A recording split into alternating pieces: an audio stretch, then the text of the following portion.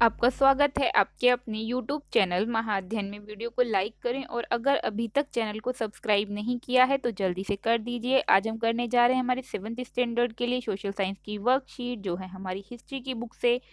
Worksheet का number 24 और date है 21 दिसंबर। हम मुगल एम्पायर के बारे में बात कर रहे थे और उसी कॉन्सेप्ट को लेकर आगे बढ़ते हैं। आपको सबसे पहले सोचकर बताना है कि वो कौन था जिसे 13 ईयर्स की एज में एम्परर बनने का मौका मिला और उसने सुलह कुल की नीति भी चलाई थी, और साथ में बैरम खाम नाम का उनका रीजेंट था, यानी कि उनका संरक्षक, बॉडीगार्ड।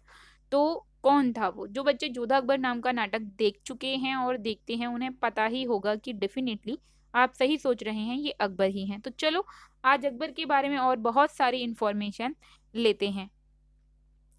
अकबर जहाँ 13 साल की उम्र में शासक बने, यानी बादशाह बन गए, तो हम समझ सकते हैं कि उम्र बहुत कम थी और ऐसी स्थिति में उन्हें अपने नियम बनाने के लिए, अपनी शासन के लिए औरों की मदद लेनी पड़ती होगी, जिसमें संरक्षक बैरम खां, रिजेंट बैरम खां तो हैं ही, साथ में कुछ और भी जो उनके आसपास के लोग थे, जिसे हम अदर मेंबर्स कह सकते हैं, उनके इम्पोर्टेंट मेंबर्स जो उनके डोमेस्टिक स्टाफ में थे, उनका पूरा का पूरा प्रभाव था अकबर पर, अकबर के डिसीजंस लेने में। लेकिन 70 के बाद, 1570 के बाद अकबर पर से ये इफेक्ट जो था पूरा का पूरा, या उनका जो भी कंट्रोल था अकबर के ऊपर से, वो खत्म हो गया। अकबर ने वो कंट्रोल अपने ऊपर से पूरी तरह से खत्म कर दिया और वो पूरी तरीके से सारे डिसीजंस को खुद अपने अकॉर्डिंग लेने लगा। और साथ में उसने बहुत सारे मिलिट्री कैंपेन किए और इन्हीं मिलिट्री कैंपेन के तहत उसने किस किस को उसने विजय किया। अगर 70 तक बात करें तो टिल 70 सूरीज, जैसे हमने पीछे बात की थी शेर शाह सूरी की, तो सूरी, अफगान, इसके अलावा मालवा, गोंडवाना, ये सारे किंगडम्स थे जिनको अकबर ने अपने किंगडम में या तो मिक्स कर लिया या फिर इनके रिवोल्ट को पूरी तरह से खत्म कर दिया। इसी में उनका ब्रदर, जिसे हम कजन ब्रदर कह सकते हैं, हाफ ब्रदर कह सकते हैं, मिर्जा हाकिम, उसके रिवोल्ट को भी पूरी तरह खत्म किया, साथ में उज्बेक के रिवोल्ट्स को भी खत्म कर दिया। और इसी टाइम पीरियड की हम बात करें 1568 में और 1569 में, आज हम जिस राजस्थान की बात करते हैं उसी राजस्थान में सिसोदियाज की कैपिटल थी चित्तौड़ और दूसरा एरिया था रणथंभौर। राजस्थान के इन एरियाज पर भी पूरी तरीके से कंट्रोल कर लिया। 70 के बाद की बात करें, अगर 70 टू 85 की, तो गुजरात पर कंट्रोल किया गया और जो भी मिलिट्री कैंपेन चलाए गए उसमें ये मेन एरिया था गुजरात, जिसके साथ साथ बिहार और बंगाल और उड़ीसा की भी बात हम कर सकते हैं। इन एरियाज पर कंट्रोल किया गया और इसके साथ साथ जब मिर्जा हाकिम की डेथ हो गई तो काबुल भी पूरे तरीके से अकबर के कंट्रोल में आ गया। और साथ में डेक्कन, डेक्कन मतलब जो हमारा साउथ इंडिया है, साउथ इंडिया के जो इम्पोर्टेंट उस टाइम के किंगडम्स कह सकते हो या उस टाइम के स्टेट कह सकते हो, वो थे बरार, खानदेश और अहमदनगर। इनको भी पूरे तरीके से कंट्रोल कर लिया, या फिर हम कह सकते हैं इन पर भी कंट्रोल अकबर का आ चुका था। साथ में कांधार और कश्मीर, कांधार जो कि उस वक्त सफाविदों के कंट्रोल में था, उनसे कांधार पर कंट्रोल कर लिया और कश्मीर को भी अपने एरिया में मिला लिया। किसने? अकबर ने। और इसके बाद अगर हम बात करें 85 के बाद की, तो ये सब अभी हमने क्या देखा? काबुल, बरार, खानदेश, अहमदनगर, कश्मीर और कांधार, ये सब 70-85 तक कंट्रोल में आ गए। उसके बाद 85 के बाद की बात करें, 85 टू 1605 तक की, तो इस टाइम पर जो भी मिलिट्री कैंपेन्स किए गए वो नॉर्थ वेस्ट में किए गए। नॉर्थ वेस्ट मतलब जब आप भारत का नक्शा देखेंगे तो भारत के मैप पर, इंडिया के मैप पर, आप जब अपने लेफ्ट हैंड की तरफ ऊपर की तरफ देखेंगे तो वो एरिया हमारा होगा नॉर्थ वेस्ट एरिया, यानी कि आपका राजस्थान, गुजरात, पंजाब, हिमाचल प्रदेश वाला जो पूरा बॉर्डर लाइन है, इस एरिया को देखिए। इससे आगे की तरफ एक्सपेंशन करने के लिए अकबर ने मिलिट्री कैंपेन किए, जिसमें आज हम पाकिस्तान देखते हैं नक्शे पर, उसके बाद वर्ल्ड के नक्शे पर देखते हैं तो आगे अफगानिस्तान मिलेगा। तो उस इस तरफ इस साइड में, ये पूरा कौन सा एरिया है, ये नॉर्थ वेस्ट एरिया, इस एरिया को कवर करने के लिए, कैप्चर करने के लिए, सीज करने के लिए अकबर ने मिलिट्री कैंपेन किए। तो अब हम देख रहे हैं आगे कि अकबर ने पूरा टाइम इतने सारे मिलिट्री कैंपेन किए, इतने सारे एरिया को कवर किया या अपने एम्पायर में मिला लिया कि मुगल एम्पायर, इस वक्त मुगल एम्परर एक अपने आप में बहुत ही शक्तिशाली एम्परर होने के साथ साथ एक बहुत ही बड़ा एम्पायर खड़ा किया उसने।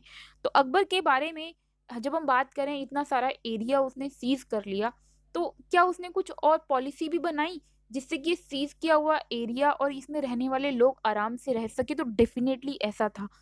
अगर हम बात करें एक ऐसी पॉलिसी की जिसे रिलीजियस पॉलिसी कहते हैं, तो उसका नाम था सुलह कुल। इसके अकॉर्डिंग, इसमें डिटेल लिखा हुआ है, लेकिन मैं उसके अलावा भी आपको बता दूं जिससे कि आपको चीज़ें आसानी से समझ में आ जाएं। बेसिकली इसका आइडिया ये था कि किसी भी रिलीजन के पीपल के साथ डिस्क्रिमिनेट नहीं किया जाएगा, जो भी रिलीजन है सबको इक्वल माना जाएगा। जो मेन चीज़ है वो रिलीजन नहीं है, मेन चीज़ है ऑनेस्टी, जस्टिस और पीस। इन तीन चीजों को वैल्यू की गई। आपका रिलीजन जो भी हो, अकबर के लिए, एम्पायर के लिए आप इक्वल हैं। और दैट वाज यूनिवर्सली एप्लीकेबल, मतलब उसका जितना भी बड़ा एम्पायर था, पूरे एम्पायर में यही रूल, यही पॉलिसी को लागू किया गया। उसके बाद हम बात कर लेते हैं अकबर के एडमिनिस्ट्रेशन की, एडमिनिस्ट्रेशन पॉलिसीज की। तो अकबर ने अपने पूरे एम्पायर को अ, सूबा में बांटा था, सूबा, सूबा, सूबा में बांटा था। और ये जानकारी हमें कहाँ से मिलती है? ये सारी इंफॉर्मेशन मिलती है अबुल फजल, जो इनका फ्रेंड भी था, साथ में अकबर का फ्रेंड भी था। अबुल फजल ने अकबर के कहने पर अकबरनामा लिखा था, और उसी अकबरनामा से हमें सारी इंफॉर्मेशन मिलती है कि अकबर की एडमिनिस्ट्रेशन पॉलिसी में क्या क्या चीज़ें थी। तो सभी को सूबे में बांटा था, और सूबे को हैंड ओवर किया था सूबेदार को। सूबेदार उसकी पूरी पॉलिटिकली और पूरा पॉलिटिकल और मिलिट्री दोनों फंक्शंस को देखता था। और जो भी ईच प्रोविंस था, यानी कि जो सूबा था, प्रोविंस यानी एक जो एरिया है, उसमें इस सूबेदार के अलावा और कौन कौन थे? तो एक होता था उसमें फाइनेंशियल ऑफिसर, जिसे दीवान कहते थे। दूसरा, सूबेदार के अलावा और कौन है यहाँ पे? तो वहां पर हमें देखने को मिलते हैं और बहुत सारे ऑफिसर, जिसमें बख्शी की बात हम कर सकते हैं। और यहाँ पर पूरा बताया गया है कि वो पीस और ऑर्डर को मेंटेन करता था सूबेदार। तो सूबेदार भी है, वह supported by other officer such as military pay master, यानी बख्शी, जो पूरे मिलिट्री को की पेमेंट को का चार्ज उसके पास था। उसके बाद हम बात कर रहे हैं एक व्यक्ति की जिसका नाम सदर है, और ये क्या मेंटेन करता है? रिलीजन और चैरिटेबल पैट्रोनेज, ये इसको ध्यान में रखता है। उसके बाद एक फौजदार भी है जो मिलिट्री कमांडर है, और साथ में पुलिस की व्यवस्था भी थी, क्योंकि सेना के साथ साथ पुलिस की अपनी इंपॉर्टेंस है। तो पुलिस में कोतवाल, जो पुलिस कमांडर होता था। तो ये मेन पोस्ट हैं जो हर सूबे में थी सूबेदार के पास। और बहुत सारे लोग थे, मतलब हेड था सूबेदार, और सूबेदार के साथ साथ ये सारे लोग सूबेदार को हेल्प करते थे उस एक सूबा को या उस एक प्रोविंस को चलाने के लिए। तो ये हमने देखा कि अकबर ने कैसे एक बड़ा एम्पायर भी खड़ा किया और उसको मेंटेन भी किया। रिलीजियस स्टेटस पर भी देख सकते हैं, और एडमिनिस्ट्रेटिव स्टेटस पर भी हम अकबर को देख सकते हैं। तो चलो अब देखते हैं और आज की कुछ खास बातें। सबसे पहले हमें एक एक्टिविटी दी गई है, और उस एक्टिविटी में हमसे ये कहा गया है कि करना आपको ये है, करना हमें ये है कि हमें अकबरनामा और उसके वॉल्यूम की इंफॉर्मेशन यहाँ पर लिखनी है। और उसके लिए आप हेल्प ले सकते हैं अपनी फैमिली मेम्बर्स की और टीचर्स की। तो डेफिनेटली आपके पास टीचर तो मैं ही हूँ, तो मैं ही आपको हेल्प करने वाली हूँ, हमें हमेशा की तरह। तो अगर हम बात कर रहे हैं, अ, इनका कलर चेंज करना चाहिए। अकबर नामा की। तो अकबर नामा के बारे में जब हम बात कर रहे हैं तो मैंने आपको बताया कि अबुल फजल ने अकबर के कहने पर अकबरनामा लिखी थी, 3 वॉल्यूम में लिखी थी और इसका टाइटल अकबरनामा था। जो इसका थर्ड वॉल्यूम था, यानी थर्ड जो इसकी बाइंडिंग थी, उसका नाम आईने अकबरी था। ओहो, यहाँ पर बच्चों इसे ठीक कीजिएगा, ये गलती से मिरर इज अकबरी हो गया, ये आईने अकबरी है। आईने, मैं यहाँ पर स्पेलिंग लिख रही हूँ, आप यहाँ से देख के लिखिए। AIN, उसके बाद डैश का निशान लगाकर आई लिखिए, आईने अकबरी। और अकबरी की स्पेलिंग ठीक है, यहाँ से आप अकबरी की स्पेलिंग लिख लीजिए। मैं यहाँ पर इसे कट कर देती हूँ ताकि आपकी मिस्टेक ना हो। तो यहाँ पर आप क्या लिखेंगे, यहाँ पर आप यहाँ से आईने अकबरी लिखेंगे। कितना भी ध्यान से लिखने पर कुछ ना कुछ गड़बड़ हो ही जाती है, पर आप अच्छे बच्चों की तरह काम कीजिएगा, गड़बड़ी बिल्कुल मत कीजिएगा। और इससे हमें क्या क्या पता चलता है, तो अगर हम आईने अकबरी की बात करें तो इससे हमें बहुत सारी चीजें पता चलती हैं, लेकिन उससे पहले हम दो और जो इसकी बाइंडिंग है उनको भी देख लेते। तो फर्स्ट बाइंडिंग जो है वो हमें उसमें अकबर के जो भी एंसेस्टर्स थे, यानी उसके दादा परदादा, ये सब जो भी थे, पूर्वज जो थे, उनके बारे में सारी बातें बताई गई हैं। जो इसकी सेकंड बाइंडिंग है, सेकंड की बात करें तो सेकंड में अकबर का पूरा जो शासन है उसके बारे में बताया गया है। साथ में जब हम थर्ड की बात करें तो सबसे ज्यादा चीजें हमें थर्ड से मिलती हैं, इसलिए सबसे ज्यादा इम्पोर्टेंट है आईने अकबरी। एडमिनिस्ट्रेशन के बारे में, हाउस होल्ड के बारे में, आर्मी, रिवेन्यू, एम्पायर, पूरा जियोग्राफी जो एम्पायर का है वो इसी से मिलता है। इसके अलावा उस टाइम पीरियड में जो लोग थे वो कौन से ट्रेडिशन, कौन से कल्चर को फॉलो करते थे, वो भी हमें इससे पता चलता है।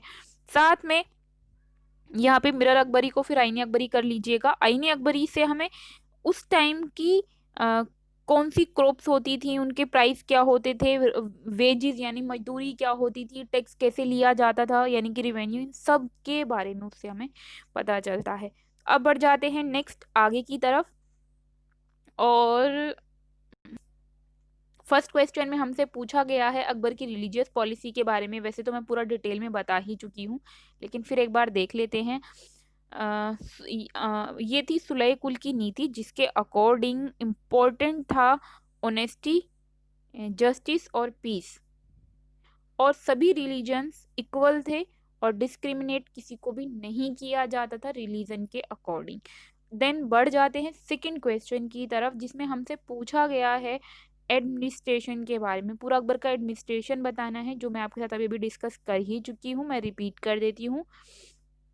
अबुल फजल की वजह से हमें ये पूरी जानकारी मिलती है। हर पूरे एम्पायर को उसने कई सारे प्रोविंस में बांटा था, प्रोविंस जिसे सूबा कहा जाता था, और उस एक सूबेदार को ये दिया गया। सूबेदार को जो लोग हेल्प करते थे पूरा मेंटेन करने में प्रोविंस को, उसमें इम्पोर्टेंट नाम है बख्शी का, सदर का, फौजदार का और कोतवाल का। तो ये पूरा क्वेश्चन इजीली आप पढ़ सकते हैं और फिर लिख सकते हैं। तो ये थी हमारी आज की वर्कशीट। आई होप कि आपको इससे हेल्प होगी काम करने में भी और साथ में समझने में भी। माय डियर स्टूडेंट्स, अगर आप चाहते हैं महाअध्ययन आपके लिए इसी तरह की वीडियोस लाता रहे तो फटाफट से वीडियो को लाइक कर दीजिए और हो सके तो फ्रेंड्स के साथ शेयर भी ज़रूर कीजिए। और अगर आपने अभी तक चैनल को सब्सक्राइब नहीं किया है तो प्लीज़ कर दीजिए। आपकी वीडियो के ठीक नीचे रेड कलर से लिखा हुआ है सब्सक्राइब, क्लिक कर दीजिए। क्लिक करते ही उसका कलर चेंज हो जाएगा और वहाँ लिखा होगा सब्सक्राइब्ड। फिर मिलते हैं ऐसे ही वीडियोस के साथ, तब तक के लिए स्वस्थ रहें, खुश रहें, नमस्कार और धन्यवाद।